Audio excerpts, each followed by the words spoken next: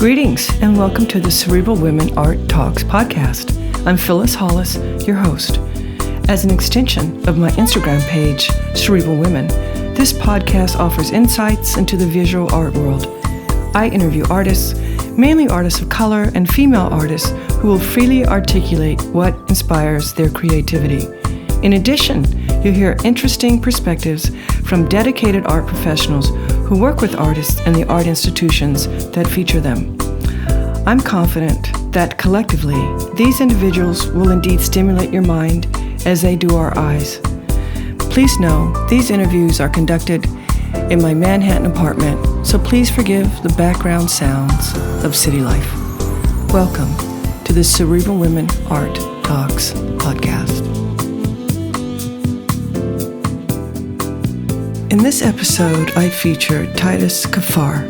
Titus is an artist whose paintings, sculptures, and installations examine the history of representation by transforming its styles and mediums with formal innovations to emphasize the physicality and dimensionality of the canvas and materials themselves.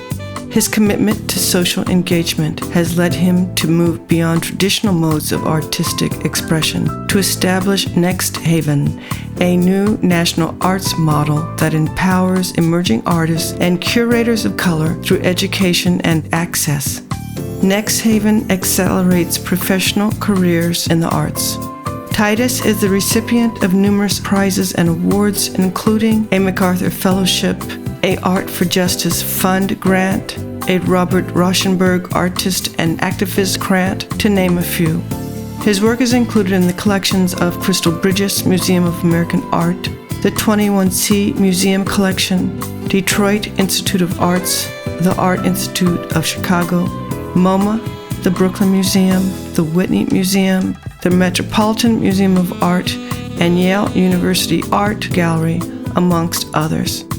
Please read his expanded bio at cerebralwomen.com and enjoy this episode featuring Titus Kaphar.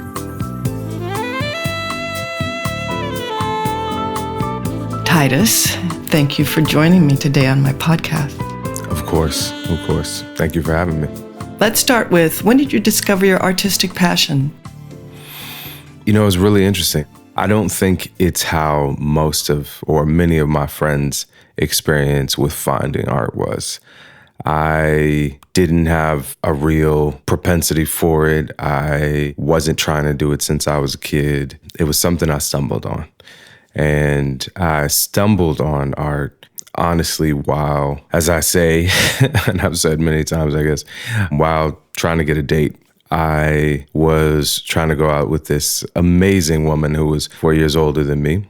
Very, very mature, very, very brilliant musician, actually. And on our first encounter, she said, you know, you're a really nice guy, but you're really young and you don't really seem to be thinking too much about your future. And so sort of as a joke, I went down to the junior college, registered for some classes, and came back and said to her, I'm thinking about my future. Can we go out now? And so when I registered for those classes, I registered relatively randomly. I literally have no memory of having any thought behind it. But if I had to attribute some meaning to the art history class that was on that registration list, it was probably a lack of understanding and the thought, well, it says art, so it should probably be easy. I think that if there was some logic behind it, that was it. But started dating this amazing person, and the relationship was going really well. And it made me realize that if I was going to continue in this relationship, I needed to continue in these art classes and the history classes and all the other classes that I had taken. Now, I was not an academic. I didn't do very well in school at all. My GPA was embarrassingly low.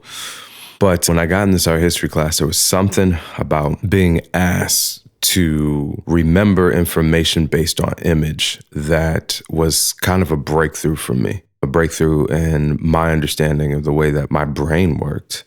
And so I ended up leaving that class with a B, which was a miracle for me. I hadn't received a B in a class prior to that. it made me think, well, maybe there's something to this. And I started trying to use this sort of visual strategy to learn other information. I also realized at the same time that my auditory, that is my ability to take information through listening, was much better than other forms for me. So I used those two things together. And before I knew it, I was doing well in school for the first time. I was on the honor roll, the dean's list, the president's list. And at the end of my junior college experience, my counselor said to me, we have a program that allows you to transfer to the state school because your grades are very high. So I said, great, let's do that. I transferred to the state school. And at that school, I took my very first painting class. And I was in my mid-20s, and I absolutely loved it. And I remember thinking in that first class, and I have that very first painting actually, it was a still life. In that first class, I remember just thinking, I don't ever want to do anything else. Time sort of disappears. I could do this all day and completely lose track of time. And that still is a reality for me when I'm in the zone and there's no phone calls or emails or any of that kind of stuff. Time just is irrelevant to the process. Yeah, it's great that you found your passion. Do you recall if there was a particular artist or body of work that really impacted you? I came so far. I mean, the art history class that I took, in that class, it wasn't so much that there was a particular artist that stood out to me. I was just enamored by the imagery, the color, the freedom in being able to be an artist, what it was to be an artist. It wasn't until I got to the state school where a friend of mine, Lee Buhena, a sax player who I used to jam with, introduced me to his grandmother. I remember between classes, we would go to her house and she would feed us, which was just such a blessing and probably more important than she even realized, because it wasn't just the food, it was all the other kinds of nourishment that we were receiving while we were sitting at her table, the wisdom and the love. And while sitting at that table one day, she pulled out a book on the Harlem Renaissance. And she asked me, she said, "What are they teaching you over there at that school?" And I said, "Well, we're learning about Picasso and Matisse and all this other stuff." And she said, "Well, what about Jacob?" And I said, "Huh? What about Jacob Lawrence?" I said, "No, we haven't really learned about him yet." "Romero Bearden?" No, we haven't learned about him yet." "Catlett?" No, who is that?" And she just shook her head and she slid the book over to me and she said, "They ain't teach you nothing over there." So she started to supplement my education. And so I'd come over between classes and go through her bookshelf. And, we started with the Harlem Renaissance, which was really inspiring, obviously, to see our folks engaged in this process that I was so passionate about and yet had no idea that we were so deeply entwined into this stuff. And then she moved me on to Martin Puryear, who is to this day still one of her favorite sculptors. So, I feel like my introduction into art, even though it sort of started with the art history class, really came at the kitchen table with Diana Pompelli Bates, my auntie. How did your art professors impact you? In graduate school or undergrad, those are two very different things. So given where you are now, right, mentally, which would have impacted you the most? That's really interesting. Every experience you have teaches you what to do or what not to do, right? I think they both, my undergrad and my graduate school experience, had major influence on how I think about art and myself and my practice now. But some of that is the rejection of some of the ideas that I was taught in graduate school. Not all, but some. And then some of it is really thinking back to, one professor in particular in undergrad, Rupert Garcia, who by far had more impact on me than any teacher, professor in my education that I've ever worked with. And I think it was because I don't even know how to say this really. You respected Rupert from the first moment you entered his classroom. There was something about him that let you know from the bat that there were no other options. There were no other ways to engage with this particular individual. He was a man who took his art practice deadly serious, and he made it clear on a daily basis that to him, this was life and death, and anybody who treated it as less did not deserve to be in his class. He had no problem verbalizing that, and he had no problem kicking people out of his class. This is my advanced painting class at San Jose State. And I remember early on, after a couple of different critiques in Rupert's class, just watching people really crumble in front of him. There was this guy, his name was Mike, and he had this habit of doing his painting assignments just the day before the critique. You'd see him in the studio rushing out these paintings. And the truth of the matter is, technically, he was quite good. He was talented in a way that allowed him to use this technique in most of his classes, this sort of like the night before cramming thing. And it didn't work on Rupert. Rupert felt that there was something missing from the work. And I remember it was probably the third critique in the class. Rupert walked up to Mike's painting, push pin to the wall, and he turned and he said to Michael, "How seriously do you want me to take this painting?" And Mike kind of laughed and put his head down, laughed again and said, "I don't know." And Rupert looked at him dead in his eye and said, "Next," and proceeded not to speak to him for the rest of the school year. Mike did not exist. That was the worst possible answer he could have given. I don't know. As I said, Rupert made it clear from the beginning of his class that this was life or death to him. And so he made his work that way, and he instructed his students that way. He believed and still believes that art has the power to change the world, but only if you invest your soul into it, and anything less is a waste of time. So more than any professor I've ever worked with, Rupert Garcia is the one that to this day still pulls on my soul as I'm working out ideas about the things that I want to do. I love that story. Why don't we talk about your practice? How would you define your practice? You know, it's interesting because at this stage of my, and I'm purposely using this word, at this stage of my career, my practice is more complicated than it was at the beginning. At the beginning, it was me alone in my studio, just wrestling through ideas and trying to be honest and trying to make work that moved me. And that part is that's still true. That's still accurate. But I also run a bunch of different things. I'm the president of Next Haven, which I'm incredibly proud of. And in terms of my practice, Next Haven is probably one of the most important pieces of art, if you want to speak about it that way, that I've ever made. But it requires an investment of time and energy that sometimes infringes on the studio day a little bit. And it's a sacrifice that I've chosen because I see the value and I see the impact that it's having on a generation of artists and a community. And for me, that feels like where I'm supposed to be, what I'm supposed to be doing right now. But it is definitely a difference between now and then. And some of that is just growing up a little bit, I suppose. What I mean by that is like just recognizing that there is a power in mentorship. There's a value in helping raise up other artists behind you. And there is something that is, I don't know, this sort of cyclical kind of energy and power that comes from putting your stuff aside in order to help raise somebody else up. And so it does impact my schedule and my day, but I don't regret it in any way. When you're in the studio alone working, creating, do you think about who your audience is?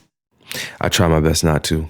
I really, really do. I was having a conversation with my art director of the production company I started, Revolution Ready, and we were editing a piece. He's our editor, and I was saying to him how I very much am not concerned with the audience while I'm making the piece. I try really hard to block all of that out for a number of different reasons. Number one, because it is virtually impossible to put yourself in the mind of other people as they stand in front of the thing that you make. And 90% of the time, we get it wrong. We believe that we know what they're going to think or feel as they are in front of that artwork. But the truth of the matter is we don't know. And so spending your energy, your artistic energy, speculating on that is, in my mind, not useful.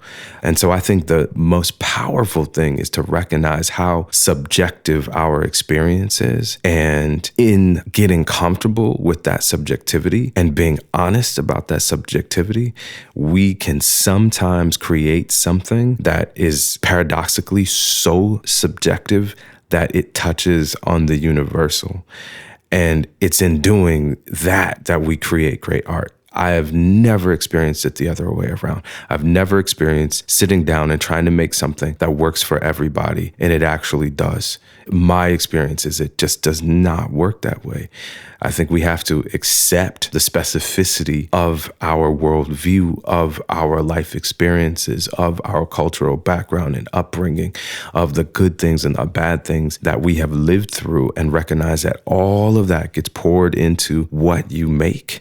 And when we are truthful about that, and I think there's a difference between truthful and facts, and we can talk about that later, but when we're truthful about that experience, I think we can touch on greatness. Are there thoughts or concepts that connect your work? Me? I mean, it's like that thing they say, like wherever you go in life, there you are.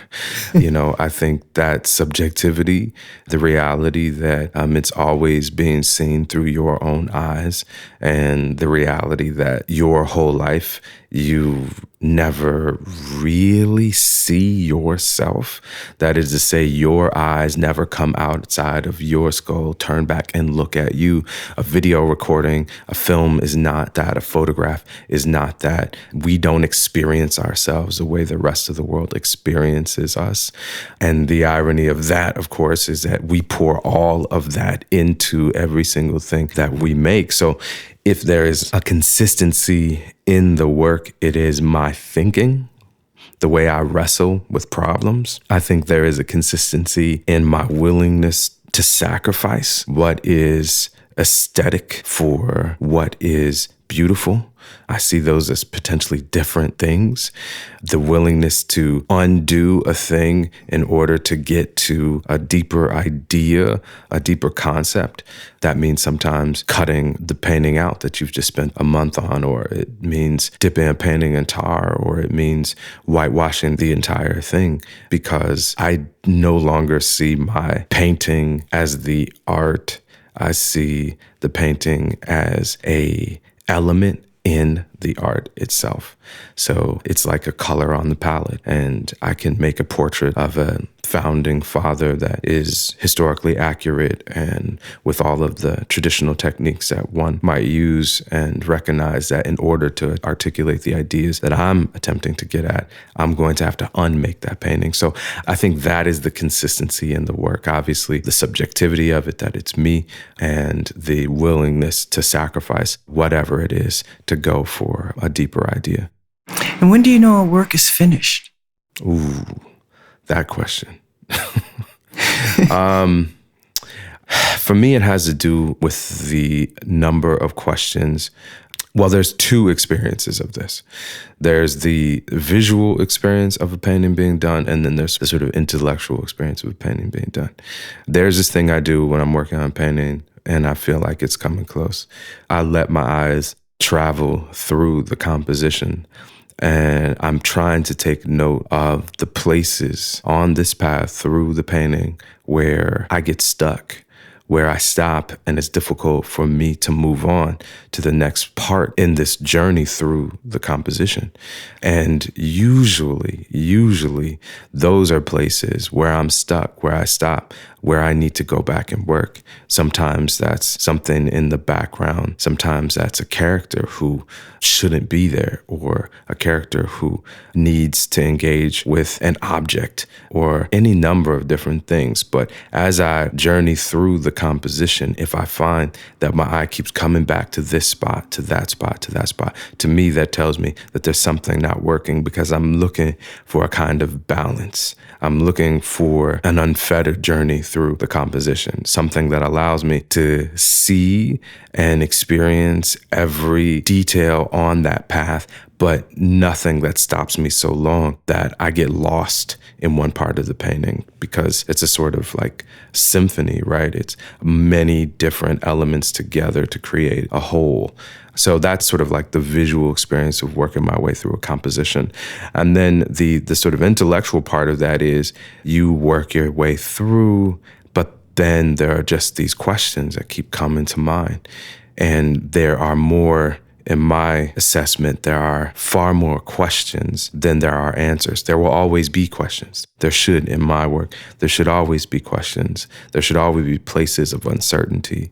But when you feel like at the end of your journey, there are far more questions than there are answers, I tend to go back in and try to resolve some of those to, again, try to create a balance. Interesting. Do you listen to music while you're working? I do. I do. Right now, I'm in the process of, I'm making my first feature film, and I am listening to composers for scores, and that has really changed the vibe of the sonic space in my studio most of the time. That's kind of what I'm thinking through right now. And I'm kind of excited about the realization of how much music changes your energy as you work, and how, in some ways, strategic I need to be about my musical choices. Sometimes it's important for me to choose music that is in line with what I'm feeling emotionally. And then sometimes I've realized that it's important for me to contradict that feeling in order to get to something else. So I feel like music in the studio is incredibly important and powerful in the realization of the things that I make. Do you feel Black art can be defined? I mean, I would find that as difficult to answer as can art be defined. I don't think that question becomes more nuanced or complicated by adding Black to the sentence. But there's this quote from Romare Bearden, which I'm gonna butcher, but the heart of it is basically he's talking to someone who's interviewing him, and he says, I don't mind being called a Black artist as long as you call some of the other leading artists, he says Pearlstein at the time, if you call them white artists. And he said, because you don't, just call me a leading American artist. And I think that's interesting. I resonate with some of that, not all of that. I'm proud of being called a Black artist, particularly when it's by Black people. The time when I don't like it is when it's used to be a box, when it's used to confine me, when it's used to say, you stay right here. You're allowed to think these kinds of thoughts. You're allowed to make these kinds of pictures. You're allowed to address these kinds of ideas. That's when I don't like it. I don't like it when it's restrictive, but I love it when it speaks to the legacy of elders who came before me that made it possible for me to do the things that I do. So I think it's such a complicated question, and it's, in my mind, a beautiful question. And I love being asked that because I love being able to talk about those influences that made me who I am. How do you keep learning? Keep living. Keep your eyes open and keep living, and recognize daily that you don't know as much as you think you know. And I feel like that's my reality anyway. I think in some ways, kids really help you with that. They are perpetual reminders that you don't know everything that you think that you know. And they, with their limited understanding of the world, they can still say things that blow your mind. So my children are major inspirations for me, maybe not necessarily in the in the sense of the objects that I make, but my passion to continue living and learning, I think, is deeply rooted in my family. What are you excited about right now? I'm excited about the fear that I feel as I introduce myself to a completely new medium. I consider myself a pretty confident person. I'm not easily frightened, but I am trying to embrace this sense of fear and use that and turn that fear, which is its own energy, into a useful energy in this process of making a film. It's unlike anything I've ever done before. It is so many different department heads, so many different people who frankly know so much more than I do about this medium. And they are looking to me for my subjective, specific opinion about what we are to do next. And it's a script that couldn't possibly be more personal. It's a moment in my life. It's a script that I wrote. I'm directing, and it's about an artist, of course, and so I'm also making all of the paintings in the film, and I'm also one of the producers on the film, so I couldn't be more intertwined with this particular project. But I have to be honest that there's a kind of fear that I haven't had to deal with since I was a very young artist, and I'm excited about that. Those butterflies that I feel as I get on a conversation with a composer or a line producer or editor or whatever, I'm energized by that. Yeah, definitely keep growing. I've really enjoyed this insightful conversation, and this is the last question. And you may have touched upon it in some ways, but what do you feel is the purpose of art, and what is your role?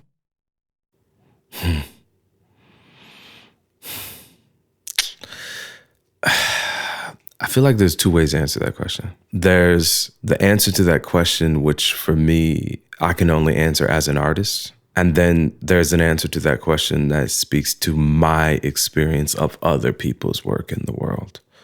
And for me, the purpose is purpose. I don't even know if I would use that word, but art is a space for me to wrestle with challenges, love, fear, pain, joy, the things that bother me, the things that confound me, the things that make me happy. Art is that place where I'm able to freely disassemble these challenges and put them back together and take them outside of myself and observe them in a way that helps me grow and helps me feel more alive. In some ways, the purpose of art, again, I'm not sure I would use that expression, but of other people has done the same thing. When I look at a Kerry James Marshall painting and I feel more known, I feel less alone in the world. I feel that the specificity of my experience is still specific, but understood by others. I think that's one of the most exciting, powerful things about art, and the idea that we can make these objects, these paintings, these experiences, and that they have the power to worm themselves in the minds and spirits of people outside of us. I think it's like a kind of magic that I'm forever drawn to. Well, thank you very much for everything you do. It's very important, and I certainly appreciate it, and I can confidently say most other people do also. So thank you so much for your time today. I appreciate this, Titus. Thank you.